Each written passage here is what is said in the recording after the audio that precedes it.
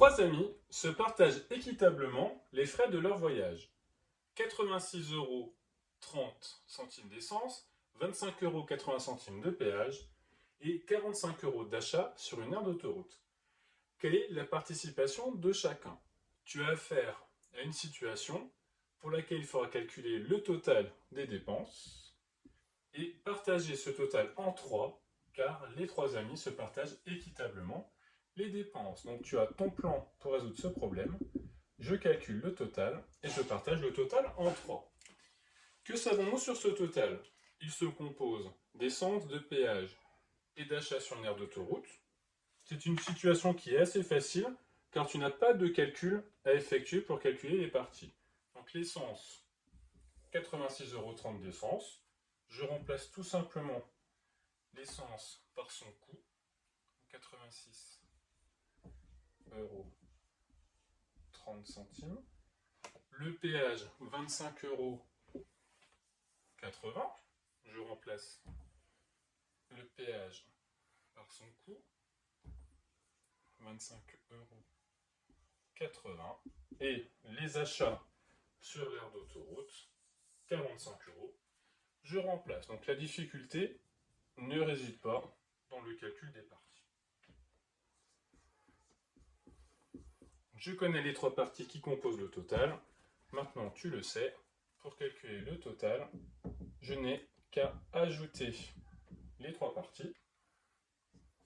Donc, je vais poser l'addition car il y a une difficulté, car le premier nombre est un nombre à virgule. Le deuxième nombre est un nombre à virgule. Donc j'aligne les virgules. Mais le troisième nombre est un nombre entier d'euros. Donc attention, 45 € que je ne place pas dans les centimes. Par sécurité, je peux écrire 45 € comme 45,0 centimes. Je calcule le total des dépenses. 0.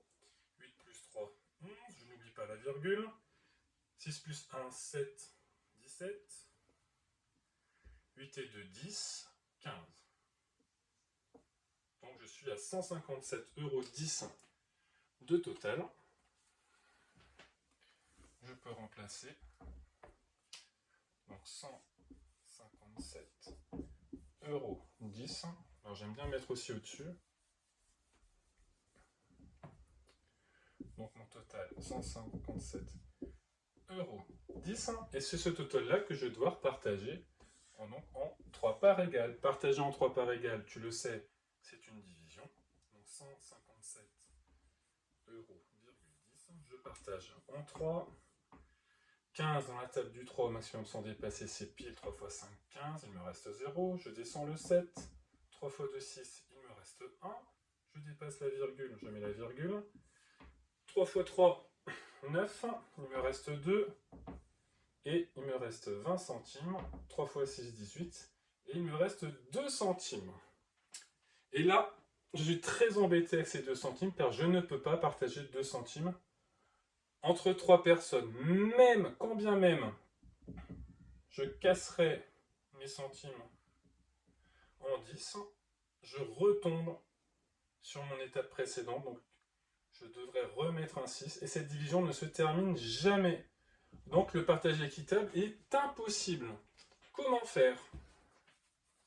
Et c'est ça la particularité de ce problème. C'est pour ça que je l'ai choisi. C'est une situation très intéressante. Le problème n'est pas compliqué en soi, mais c'est cette division, c'est le calcul de division qui pose problème. Donc, je devrais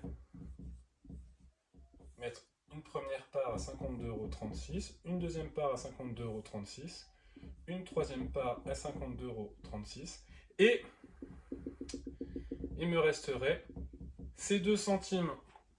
Comment faire? Le partage n'est pas possible. La solution la plus équitable serait d'ajouter 1 centime à l'un, 1 centime au deuxième, et le troisième paiera 1 centime de moins que les autres. Donc la réponse la plus vraisemblable serait 52,37 €, 52,37 € et 52,36 €. Il faut répartir les 2 euros, donc 1 centime chez l'un, 1 centime chez l'autre, et le troisième paiera 1 centime de moins. Donc problème très intéressant au niveau des situations de la division, avec un calcul de division infini, mais il faut bien trouver une solution réaliste pour répondre à la question du problème.